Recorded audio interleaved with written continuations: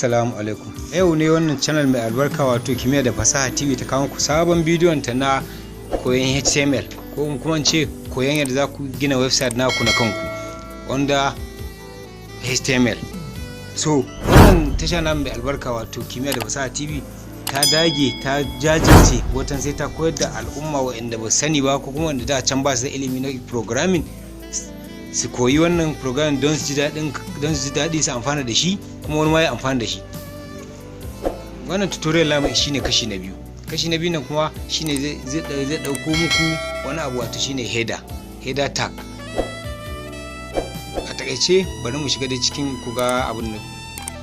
Yawwa wannan bidiyo namu shine zai ɗauko muku header tag ne, shine bidiyon mu na biyu wanda zai muku saboda muna son bidiyon step by step yanzu za ku fahimce shi. Ba ma san mai roshi, ma'ana header tag wasu tags ne waɗanda suke mabambanta a cikin web ɗinku da ainihin text ɗin rubutunku da ke cikin page. Bambanci shine na farko yakan zama babba, na biyu yakan zama mabiyin shi, na uku har ya zuwa 6 ya fara daga babba ƙasa har ya zama ƙanƙanin kuma zai zama ƙasa da ainihin rubutun text ɗin page ɗin kuma na 6 kenan, na 5 ma yana ƙasa da ainihin rubutun text ɗin page ɗinku, amma za ka gansu bold ba kaman yadda ainihin rubutun ku yake kamar haka. Misali kun ga nan bold ɗin mu yana yayi bold da kuma yayi girma, na biyu ma bold ya dan rage girma, na uku zuwa 4 duk suna bold, dukkan su bold ne, ma'ana suna da kauri rubutun amma kuma ƙanana na ƙasan kenan, manyan kuma suna da kauri kuma manya ne.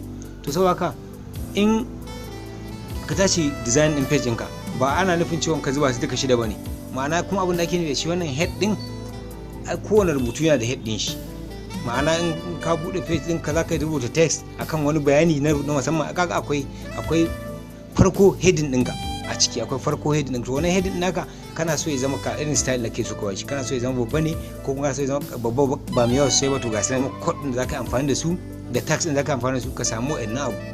Sannan kuma akwai color, duk wannan color sai mun shiga sai za mu kawo muku su, amma yanzu muna cikin gundarin HTML ne tukuna kafin sannan an kalma ta wa kadan har mu kai ga yanzu yanzu za mu fara kawo muku code under da CSS da JavaScript da sauransu.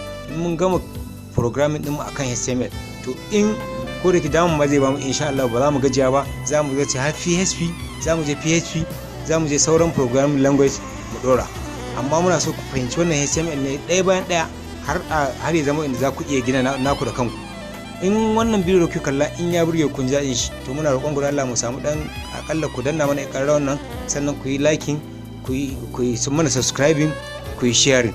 Muna da header daga 1 zuwa 6, daga 1 zuwa 6 nan ga bayanin da suke muku, kuma kar ku manta na yi muku bayani cewa duk rubutun da ganshi a cikin fari nan to shine zai zama output ɗinku. Kar ku damu da rubutu rankwacam haka a cikin akan page kuma sannan a ce muku ai ga idan iya output ɗinku.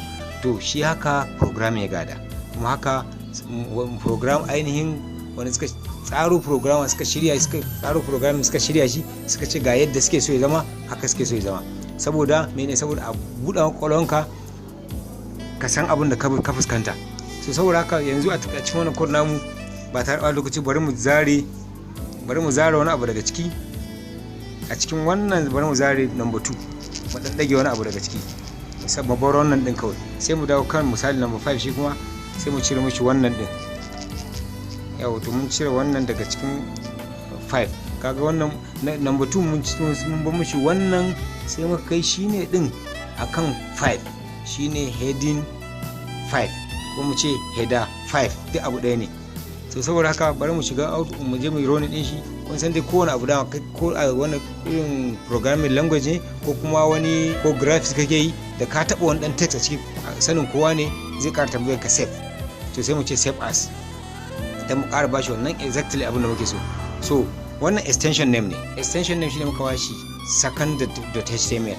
Second.html shine page din mu na biyu, domin na farkon mu na manta ne muku bayani cewa index.html ne na farko, wannan na biyu sai ya zama second.